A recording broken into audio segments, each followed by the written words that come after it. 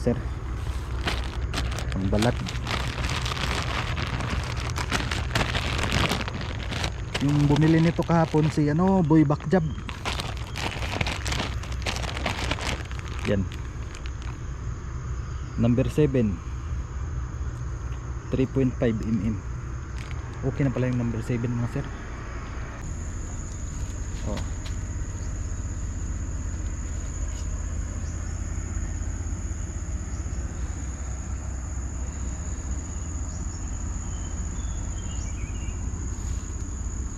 Maganda yung ibang bunga.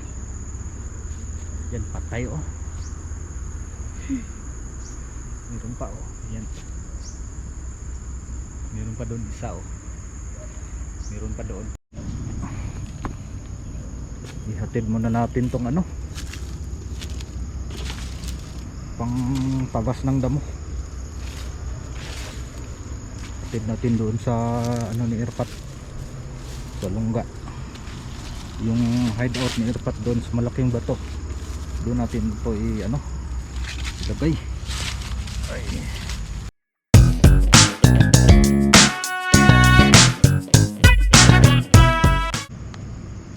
Mahirap pala yung mahirap yung magkabit ng balag.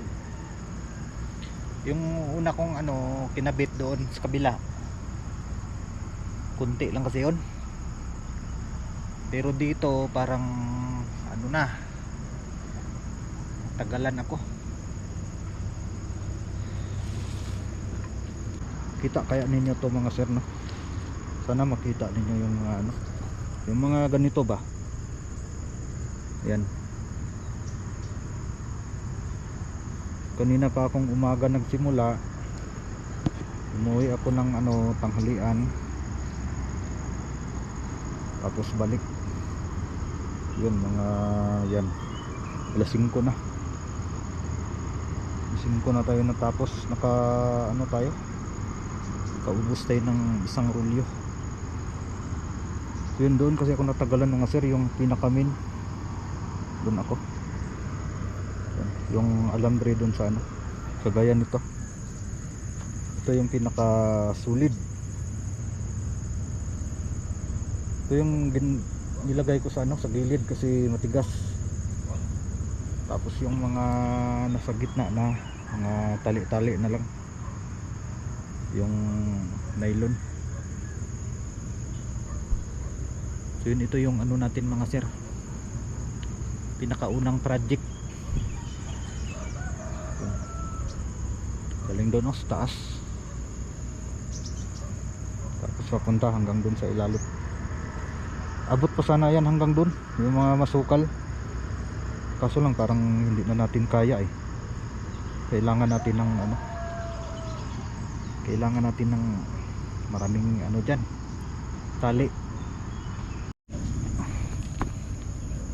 Ihatid muna natin tong pang tabas ng damo. Hatid natin doon sa ni Irpat, sa Lungga. Yung hideout ni Irpat doon sa malaking bato. Doon natin ito ilagay. Ay.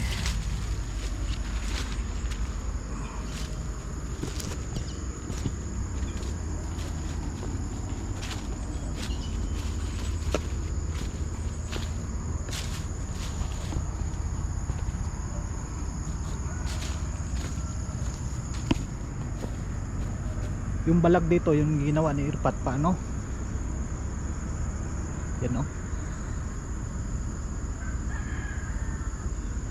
hindi siya malayuan. Yung sa akin medyo malayo siya kasi kapag hindi ko ginawa yon, yung isang rolyo kulang pa nga talaga yon, isang rolyo. Pabili kasi ako kahapon ni Boy Bakjab ng tali pang gawa natin ng balag kahapon.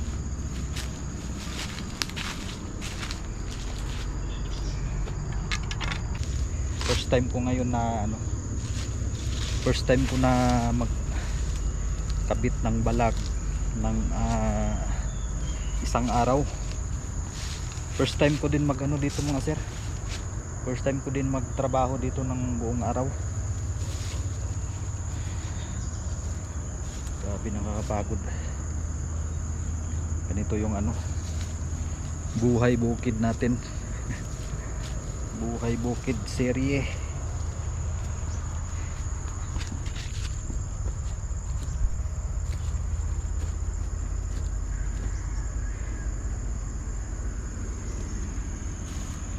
Yan o. Oh.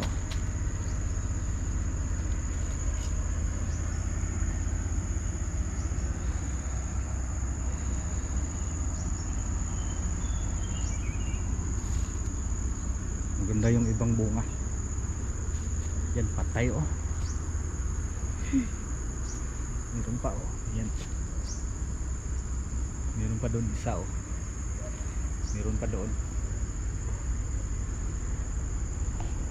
Yan naman yung ano natin, haharbisin natin yan mga Friday or Saturday. Ganyan yung schedule natin pag harvest, kasi linggo magpunta dito yung ano, magpunta dito yung buyer namin. Yung ano natin mga sir, yung pang abono natin hindi pa natin na ano asikaso. Yan o. 3 sako na yun, kalahati.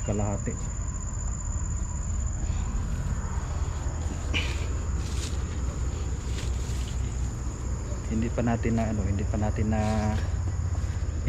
na asikaso yung abono kasi busy pa tayo, may ginagawa pa tayo dito.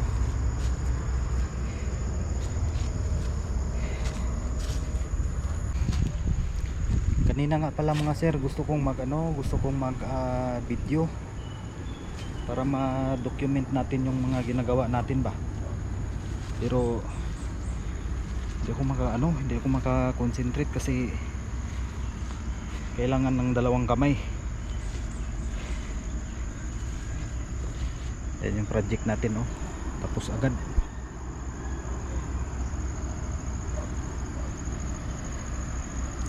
Yan dito mga sir, nilagay ko dito sa gilid papunta doon sa kahoy.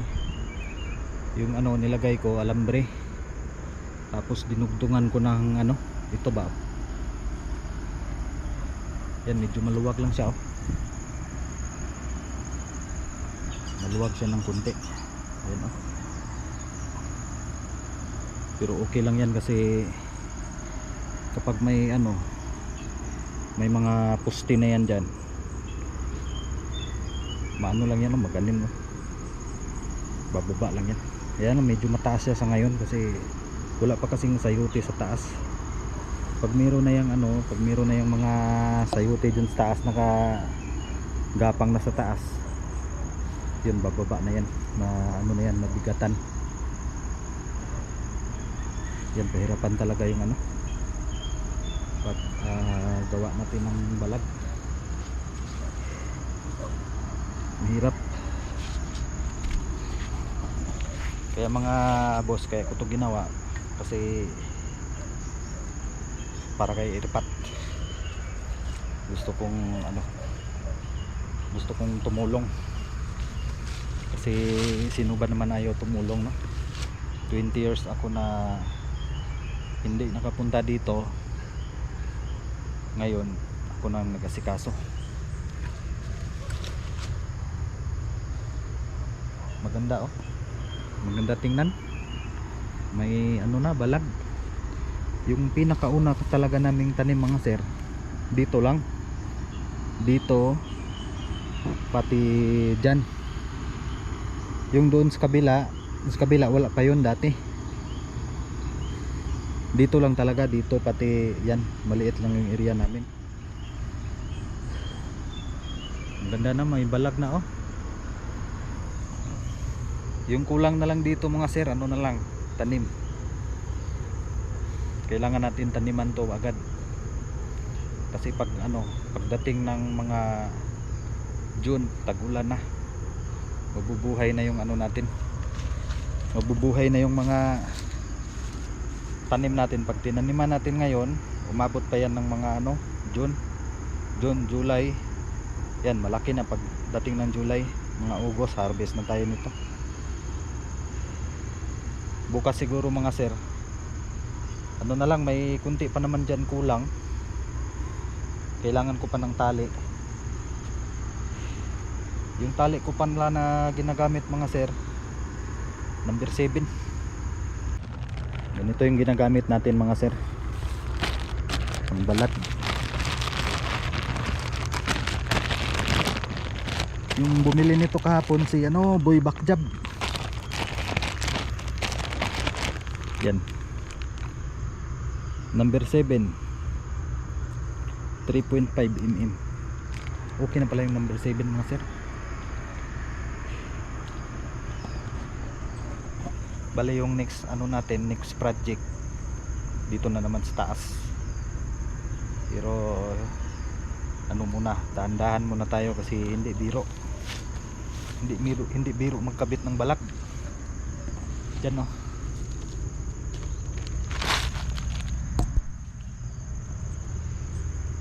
Dito yung next project natin. Malaki hanggang dun to, galing dun sa kabila, paakyat dito din, paakyat din. Yan, mga 3 rulyo o 2 rulyo siguro kailangan natin dyan. Yung dito kasi mga sir, 1 rulyo lang.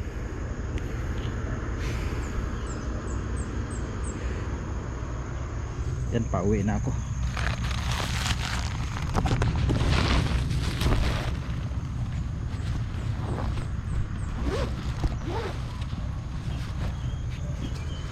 Tapos na yung natin. Grabe, sobra talaga yung pagod ko. Hindi biro yung trabaho ni Irpat pala. Dati naranasan ko magtrabaho ganito sa UT, hindi ako yung nagbalag. Magtanggal ng damo, yun, kaya ko yun.